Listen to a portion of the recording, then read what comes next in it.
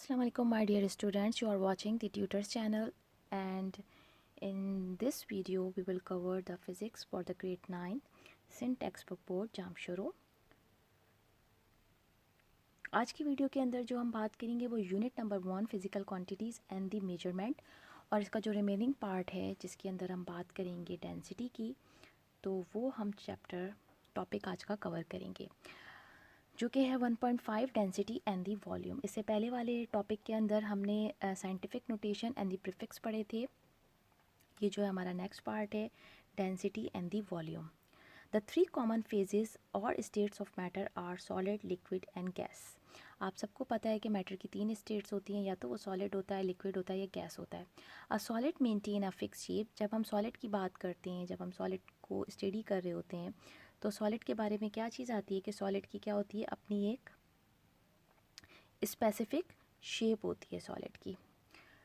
उसका साइज़ भी फिक्स होता है। जैसे अगर हम बात करें पेंसिल की, तो पेंसिल की एक पर्टिकुलर शेप होगी, या अगर हम बात करें चेयर की, तो चेयर की स्पेसिफिक शेप होगी, उसकी उसका साइज़ होगा। And even if the same force is applied it not readily change its volume. और अगर हम उसके ऊपर कोई ताकत लगाएं, कुव्वत लगाएं, तो वो अपनी जो शेप है वो चेंज नहीं करती। जैसे अगर पेंसिल को हम प्रेस करें तो वो टूट जाएगी, लेकिन वो अपनी शक्ल चेंज नहीं करेगी। ये क्वालिटी किस चीज़ की होती है? ये इन्होंने क्वालिटीज़ बताई हैं, कुछ प्रॉपर्टीज़ बताई हैं सॉलिड की। जब हम लिक्विड की बात करते हैं, as far as liquid is concern, liquid की does not maintain a fix shape. Liquid की जो शेप होती है वो स्पेसिफिक नहीं होती। अगर हम पानी की बात करें, तो आप अगर पानी को ड्रॉ करने पर आएँ, तो कोई जो है वो उसकी जिगजैग ऐसे लाइनें बना देंगे, कुछ जो है वो ऐसे बना देंगे पानी को। मीन्स कि पानी की स्पेसिफिक शेप नहीं होती, ठीक है। वो जिस जिस ऑब्जेक्ट में जाता है, उस ऑब्जेक्ट की वो शेप को ले लेता है। It does not it takes the shape of the container, but like a solid it is not readily compressible. लेकिन क्या चीज़ कॉमन है लिक्विड एंड सॉलिड में, कि आप लिक्विड को भी दबा नहीं सकते। जैसे सॉलिड दबाने पे टूट जाते हैं, तो लिक्विड जो है वो भी कंप्रेस नहीं हो सकते, वो बाहर आ जाएंगे, ओवरफ्लो कर जाएंगे, हाथ से जो है ना पानी गिर जाएगा, ये होगा, लेकिन उसकी शेप चेंज नहीं हो सकती। And its volume can be change significantly only by the large force. सिर्फ लार्ज फोर्स के थ्रू जो है वो लिक्विड की क्या चीज़ वॉल्यूम चेंज हो सकती है। इसको मैं नेक्स्ट पेज पे आपको ड्रॉ करके समझा देती हूँ। देखिए, सॉलिड के जो पार्टिकल्स होते हैं ना, वो टाइटली पैक होते हैं, एक दूसरे से जुड़े हुए होते हैं। लेकिन जब हम लिक्विड की बात करते हैं ना, तो लिक्विड के जो पार्टिकल होते हैं वो थोड़े से फार अपार्ट होते हैं, यानी ये इस तरीके से होते हैं।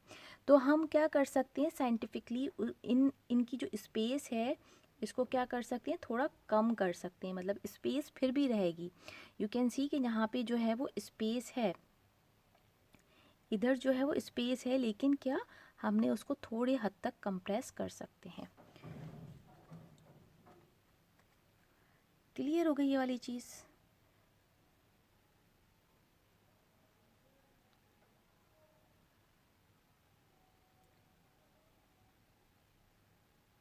उसके बाद कह रहे हैं however a gas can neither a fix shape.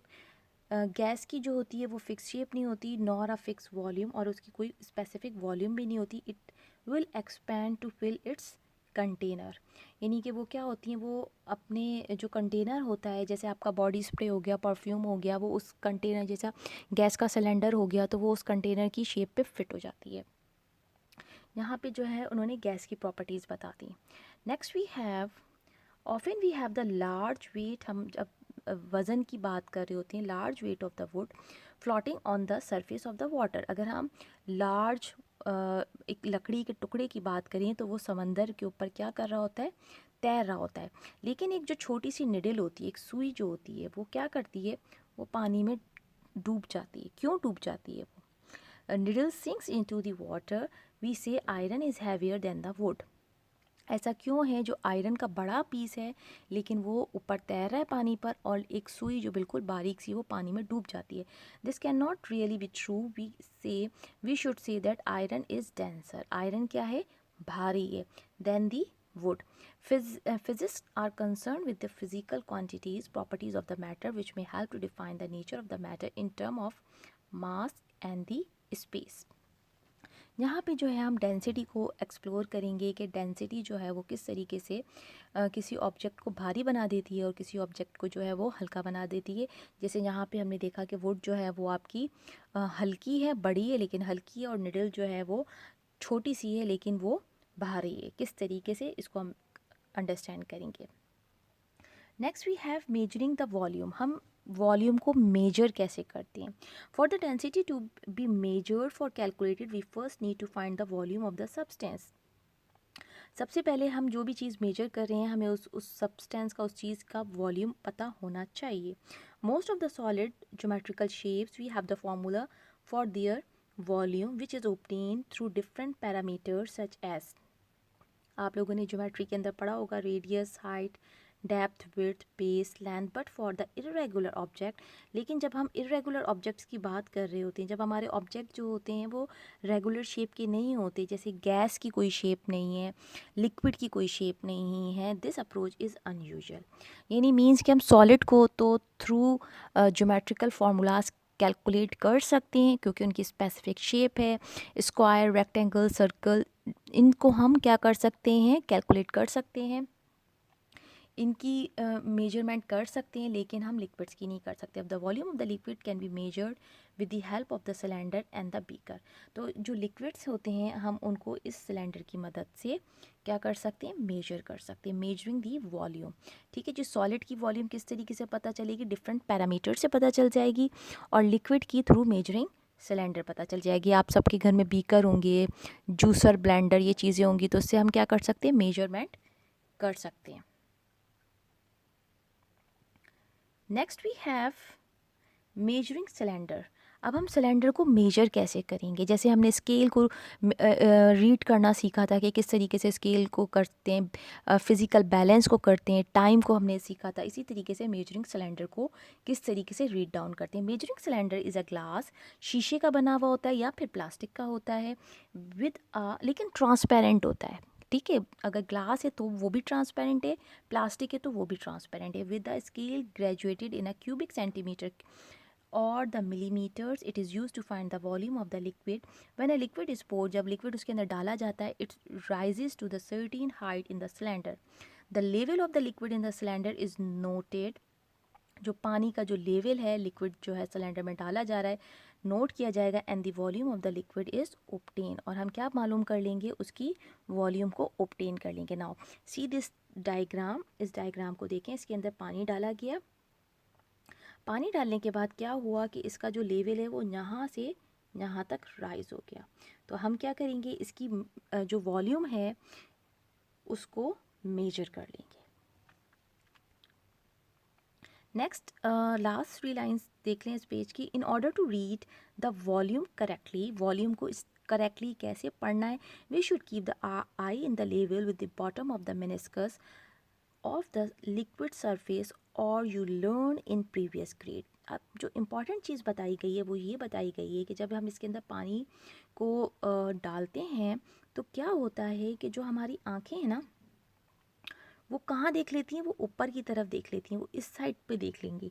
तो जब वो इस साइड पर देखेंगी तो हम इसको रॉन्ग रीड कर लेंगे, हम पढ़ लेंगे 72 पढ़ लेंगे, 73 पढ़ लेंगे। ठीक है, ये ऊपर की तरफ जा रहा है तो हम इस तरह से इसको रीड डाउन कर लेंगे।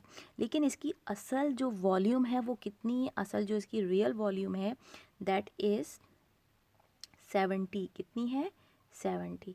तो हमने अपनी आँखों को ना तो टॉप पे रखना है, ना तो हमने अपनी आँखों को टॉप पे रखना है, और ना बिल्कुल बॉटम पे रखना है, बल्कि कहाँ हमने अपनी आँखों को रख के मेजर करना है, बिल्कुल स्ट्रेट। ये जो मिनिस्कस है ना, सी ये जो मिनिस्कस बन रहा है ना, कर्व बन रहा है, इसको कह रहे हैं मिनिस्कस। ये कर्व, इस कर्व को कह रहे हैं मिनिस्कस।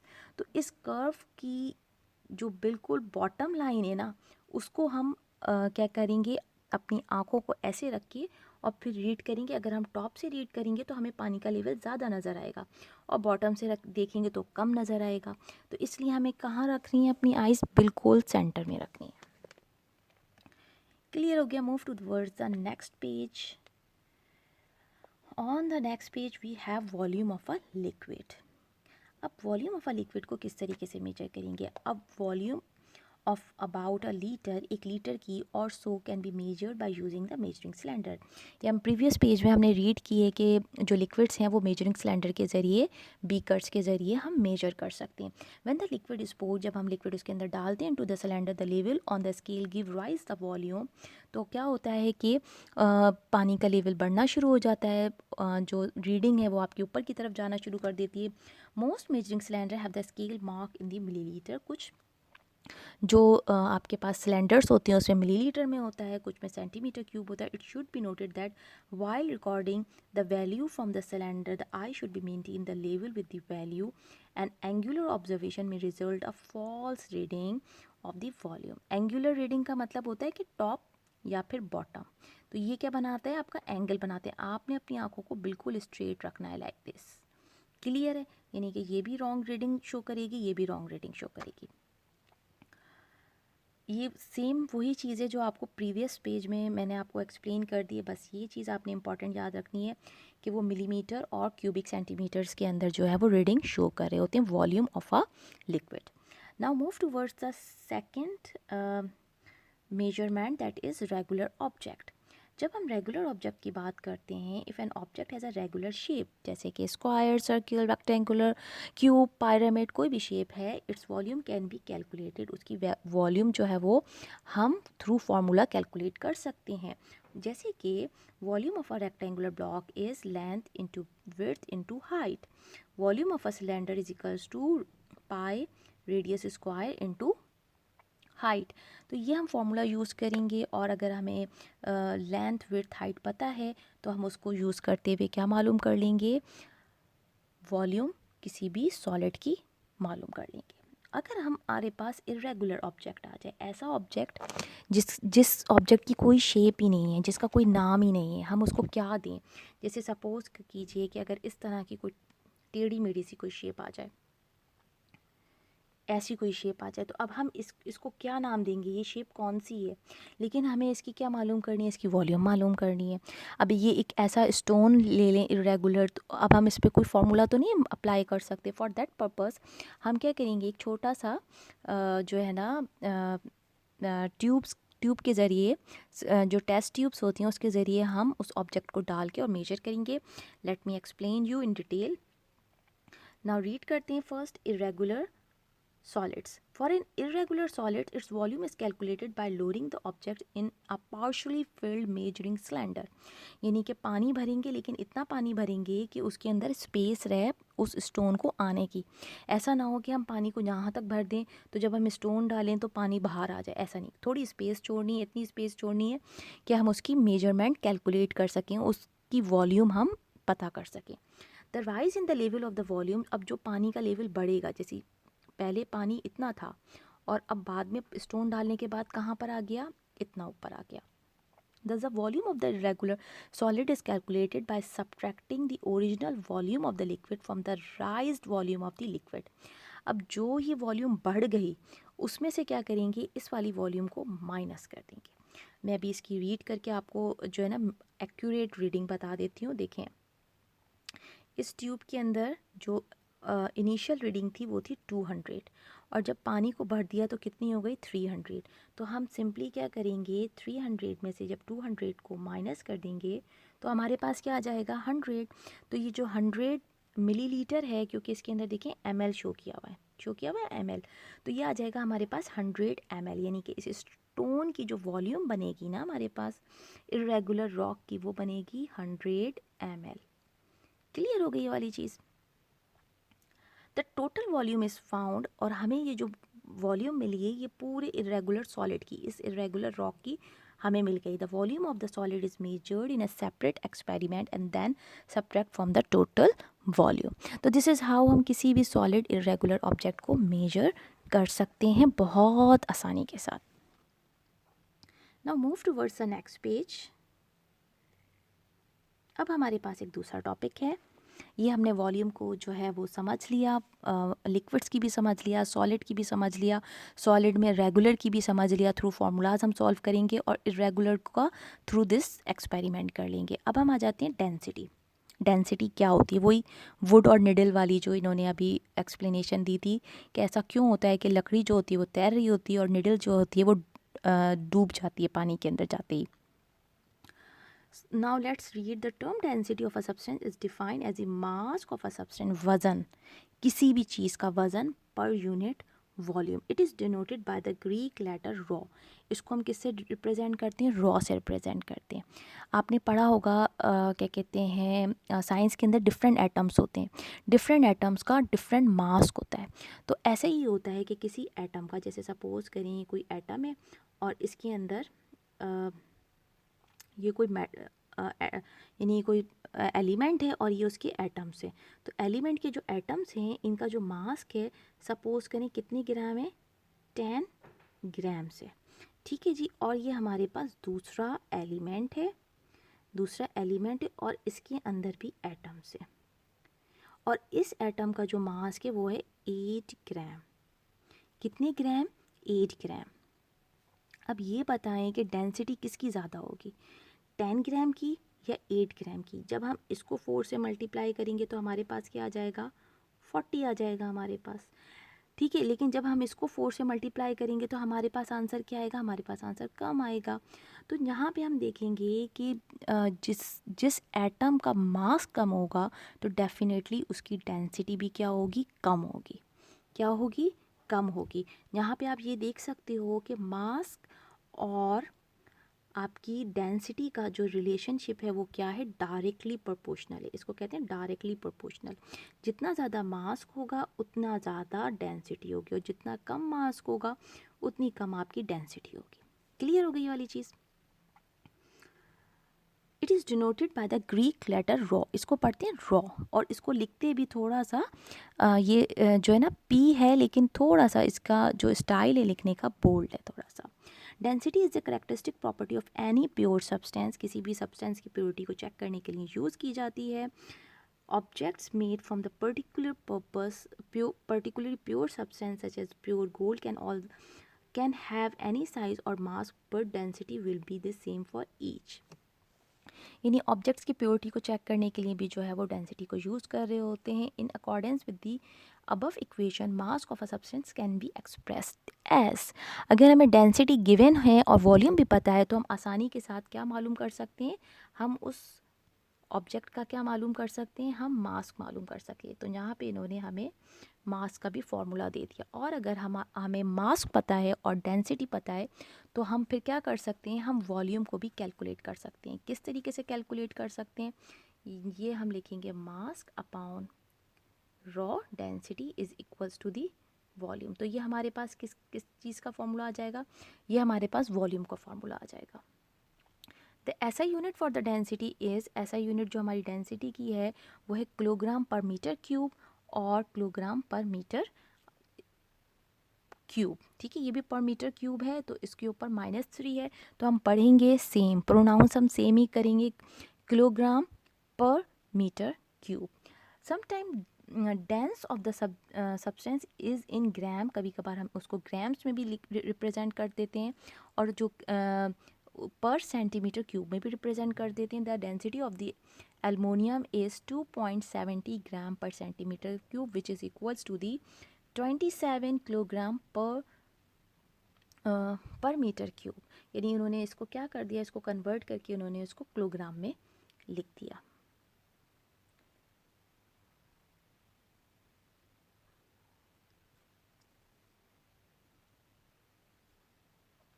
यहाँ पे जो है मिस्टेक है.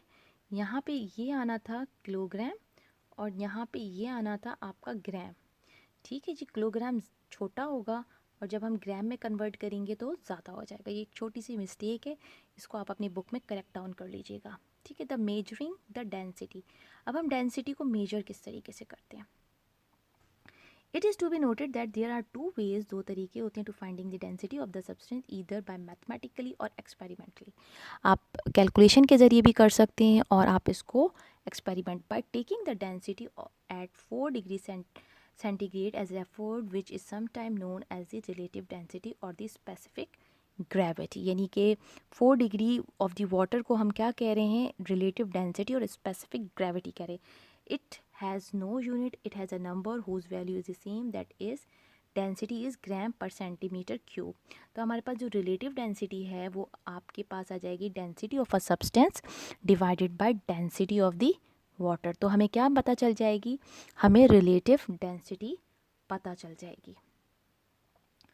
नेक्स्ट वी हैव एक छोटी सी हमारे पास जो है वो वर्क एग्जाम्पल है, that is work example 4। What is the mass of a solid iron. एक सॉलिड आयरन का क्या वज़न होगा। सॉलिड आयरन, इसमें हमें एम मालूम करना है, ठीक है, फाइंड करना है।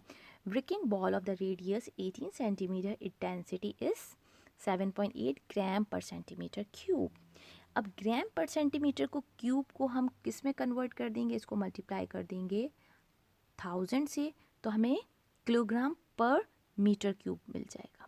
क्लियर हो गई, एक चीज़ तो ये क्लियर हो गई। उसके बाद रेडियस हमें सेंटीमीटर में दिया हुआ है, तो हमें इसको मीटर में कन्वर्ट करने के लिए क्या करेंगे, इसको हम डिवाइड कर देंगे बाय 100।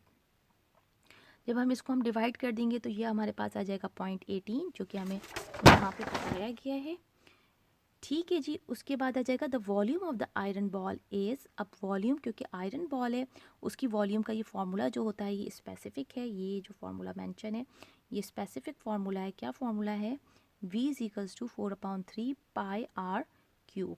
ये फार्मूला हम यूज़ करेंगे। आर हमें दिया हुआ है, दैट इज़ 0.18। पाई की वैल्यू हमें पता है 13.4, एंड हमारे पास 3 डिवाइडेड बाय 4 फार्मूले का है, दैट इज़ 1.3। जब हम इसको सॉल्व करेंगे तो हमारे पास क्या आंसर आ जाएगा, this one. Right down the formula and rearrange it necessary. हम इसको सॉल्व करके इस तरीके से भी सॉल्व कर सकते हैं, ठीक है। अच्छा जी, उसके बाद कह रहे हैं if the density of the iron ball, write down the formula, rearrange it necessary, put the values in the formula and calculate the mass of the iron ball is ये हमें पता चल जाएगी इसकी वॉल्यूम की वैल्यू को put कर देंगे, आपके पास जो है वो डेंसिटी आपको गिवन है। तो this is how we are going to solve. मैं एक थोड़ा सा जो है ना इसको रिकैप दे देती हूँ। देखो हमारे पास मास मालूम करने के लिए फॉर्मूला था रॉ इंटू वी, ये आपकी रॉ है, ठीक है, रॉ है आपका। मैं इसको एक दफ़ा दोबारा लिख देती हूँ। Mass is equals to rho into V. तो वी वॉल्यूम फाइंड करने के लिए हमने ये वैल्यू लिख दी यहाँ पर, और रॉ हमें ऊपर गिवन थी, क्या गिवन थी, 7.8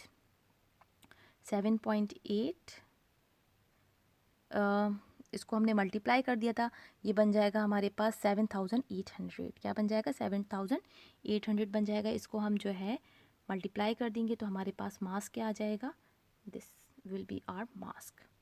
अच्छा, can you identify which gas is denser among the gases.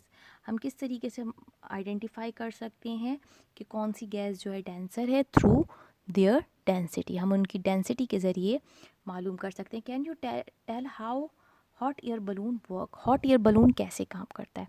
Hot air balloon इस फेनोमेना पे काम करता है कि जब कोई गैस भारी हो जाती है, जब किसी गैस को हम हीट करते हैं तो वो क्या हो जाती है, वो हल्की हो जाती है।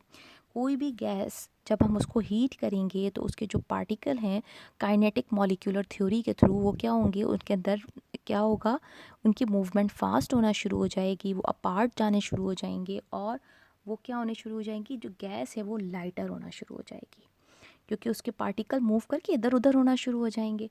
तो हॉट एयर बलून इसी फिनोमेना पे काम करता है कि जब हम उस गैस को हीट करते हैं तो उसकी जो डेंसिटी है वो क्या होना शुरू हो जाती है, कम होना शुरू हो जाती है। और जो जिस चीज़ की डेंसिटी कम होती है वो क्या करती है, फ्लॉट करती है, यानी कि वो हवा में उड़ती है। तो इसी तरीके से हॉट एयर बलून काम करता है। Next we have the scientific figures. इसी टॉपिक को इसके साथ ही टॉपिक को इसको भी कवर कर लेते हैं, क्योंकि छोटा सा टॉपिक है। Scientific figure, engineers and the scientist, जितने भी engineers and scientist around the world work with the number either representing a large or the small magnitude of a physical quantity. The engineers are, however, interested in the accuracy of a value, as they are mostly work on the estimation, but the scientists, specifically physicists, are most concerned with the accuracy of these numbers. Scientific figures जो होती हैं वो figures होती हैं, वो physical quantities होती हैं जो अब हम कोई कैलकुलेशन कर रहे होते हैं तो अपनी अपनी वैल्यूज़ के अंदर एक्यूरेसी लाने के लिए हम चेक करते हैं कि हमने कितने डिजिट्स को जो है वो कंसीडर करना है। For instance an engineer record the speed of the wind and explain it on average. On the other hand the physics the speed of the earth on its course. In example बता रहे हैं कि किस तरीके से average हवा की या फिर अर्थ की स्पीड को हम रिप्रेजेंट करेंगे in a number. Speed of the light in a vacuum, the mass और change electron is just a matter of number but accurate number. जो हमारे पास नंबर आने हैं वो क्या होने चाहिए, एक्यूरेट नंबर्स होने चाहिए। The number of reliable non digit in a value are known as significant figure. वो रिलायबल नंबर्स, वो डिजिट्स जो कि हम एक्यूरेटली अपनी कैलकुलेशन के अंदर यूज़ कर सकें, they are called the significant figure. यानी उन नंबर्स की क्या होती है, आपके पास वैल्यू होती है। All the non zeros are significant. जितने भी नॉन ज़ीरोज़ होते हैं वो क्या होते हैं, रूल 1 है कि जगह जैसे कि 1 2 3 4 5 6 7 8 9 10, ठीक है, 10 नहीं होगा, 9 नहीं होगा, तो ये हमारे पास क्या आ जाएगा, सिग्निफिकेंट फिगर्स हो जाएंगे। इसके अंदर ज़ीरो यूज़ नहीं हो रहा है, तो ये क्या आ जाएंगे, हमारे सारे के सारे सिग्निफिकेंट फिगर्स हो जाएंगे। पहला रूल ये है। दूसरा रूल हमें बता रहे हैं कि दूसरे रूल के अंदर क्या होता है। दूसरे रूल में कह रहे हैं leading zeros are not significant. वो सिग्निफिकेंट नहीं है, यानी ये सारे जो ज़ीरोज़ हैं ये सिग्निफिकेंट नहीं है। सिग्निफिकेंट फिगर कौन सी होंगी, सिर्फ 34, ये हमारे 2 डिजिट्स हैं, यानी कि ये 2 सिग्निफिकेंट फिगर काउंट होगी। ट्रेलिंग ज़ीरोज़ कहते हैं जो प्रोसीड कर रहे होते हैं, आगे की तरफ जा रहे होते हैं। Are significant only if explicit decimal point is present. अगर उसमें डेसिमल होगा तो वो सिग्निफिकेंट होंगे, अदरवाइज़ वो सिग्निफिकेंट नहीं होंगे। जैसे इसके अंदर 200 के अंदर ये ज़ीरोज़ एंड के काउंट नहीं होंगे, सिर्फ एक सिग्निफिकेंट हो जाएगा, क्योंकि यहाँ पे इसमें डेसिमल आ गया है, तो ये पूरे जो है ना ज़ीरोज़ काउंट कंसीडर होंगे, भले उसके आगे कोई नंबर हो या ना हो। सिर्फ डेसिमल डॉट लगने से क्या हो जाएंगे, वो सारे सिग्निफिकेंट हो जाएंगे। और यहाँ पे देखें कि डेसिमल सेंटर में आया है तो भी ये कितने हो जाएंगे, 3 सिग्निफिकेंट्स हो जाएंगे, क्योंकि डेसिमल ने क्या कर दिया, उनको ट्रेलिंग ज़ीरोज़ बना दिया है। ट्रैप ज़ीरोज़ जो होते हैं वो ज़ीरोज़ होते हैं जो सैंडविच की तरह किसी जो है ना नॉन ज़ीरो नंबर के बीच में आ जाए। जैसे 509 में ये वाला जो ज़ीरो है ये क्या आ गया, 5 और 9 के बीच में आ गया, तो ये क्या बना देगा, उसको सिग्निफिकेंट फिगर बना देगा, 3 बन जाएंगे। लेकिन स्टार्टिंग के जो ये वाले ज़ीरोज़ हैं ये कंसीडर नहीं होंगे। लेकिन अगर ये इधर आता, जैसे फॉर सपोज मैं इसको ऐसे लिख देती कि 509 डॉट डॉट 00, तो अब जो सिग्निफिकेंट फिगर बनती ना वो हमारे पास कितनी बन जाती, 5 बन जाती। एक और ज़ीरो लगा दिया, अब 6 बन जाती।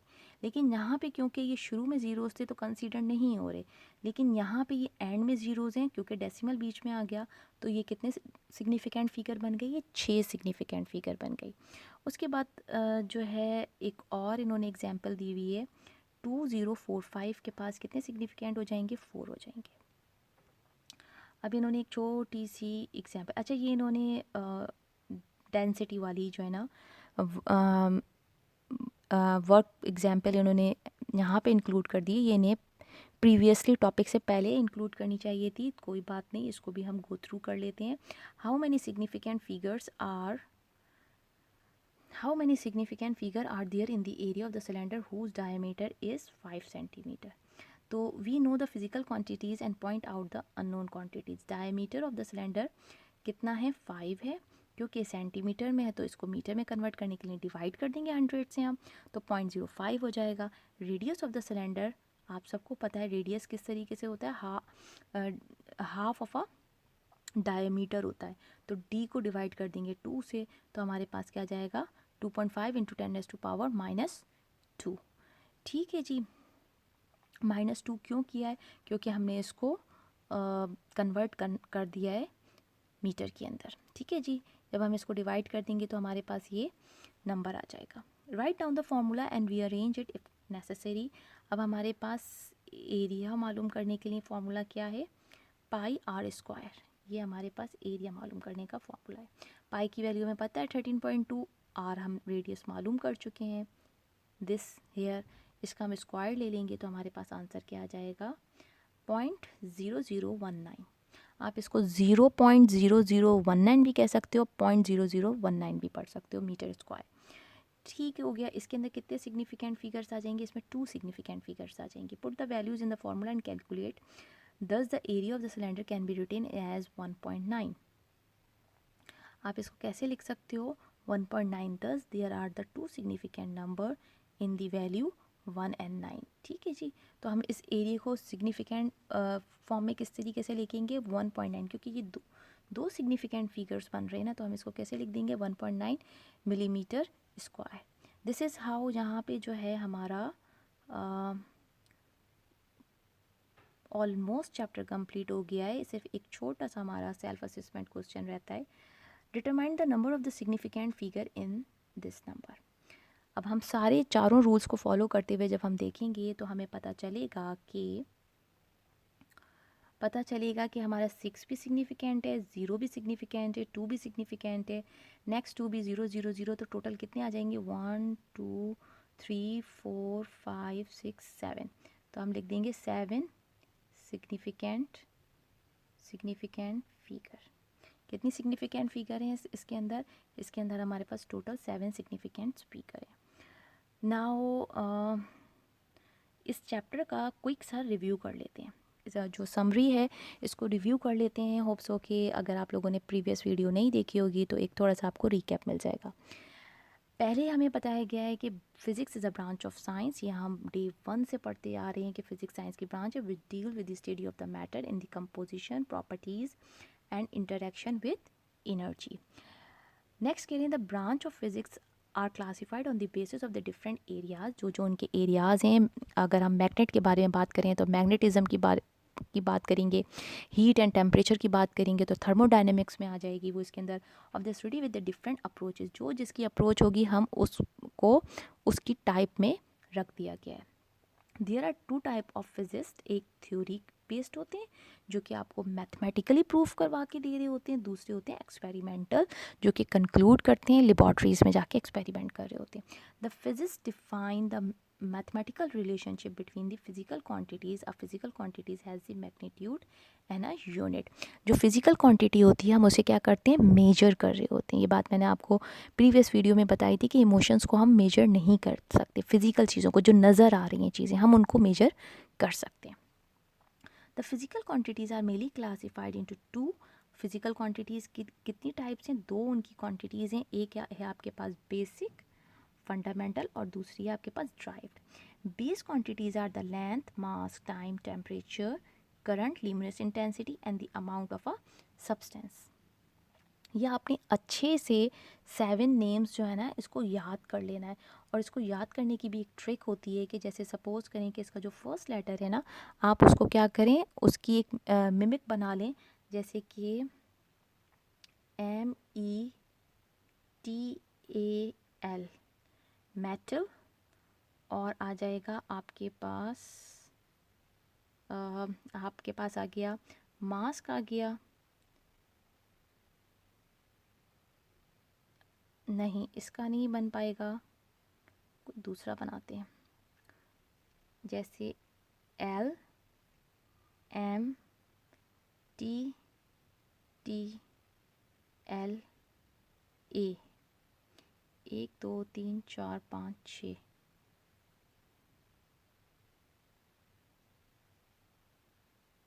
Length, mask, time, temperature, current, luminous intensity and the amount of a substance तो ये 7 हो गए ना। तो बन तो सकता है metal, METAL। Let me cut down. हमारे पास M हो गया, लेकिन हमारे पास E नहीं है। चले मैं इसकी जो है वो नेक्स्ट वीडियो के अंदर इसकी बना के आपको और वो कमेंट में जो है ना वो पिन कर दूँगी। ओके जी, the standard of the length is measured in, जो स्टैंडर्ड होता है लेंथ का वो मेजर्ड होता है of length is metre, the standard of length is metre and measured by measuring tape और द मीटर रूल। जो स्टैंडर्ड होता है लेंथ का वो मीटर होता है और उसको मेजर करते हैं टेप से या मीटर रूल से। The standard of mass is kilogram और उसको फिजिकल बैलेंस से मेजर करते हैं। और टाइम का क्या होता है, स्टैंडर्ड सेकंड होता है और उसको मेजर करते हैं स्टॉप वॉच से। The measure of the measure or the calculated values either macroscopic or the microscopic can be expressed in scientific notations। ठीक है जी, हमने पढ़े हैं पूरा टेबल आपको पता होना चाहिए। The volume of the cylinder is calculated और measured with the help of the measuring cylinder. Now move towards the next page. The volume of an irregular object, अगर हम वॉल्यूम की बात करें इरेगुलर ऑब्जेक्ट की, can be calculated through the measuring cylinder with the displacement of the water. इसको वैसे displacement method भी कह रहे होते हैं। The density of a pure substance is the characteristic property, it is the ratio of mass पर unit volume. ये हमने डेंसिटी का भी फॉर्मूला पढ़ा था ना, मास का pound volume is equals to the raw.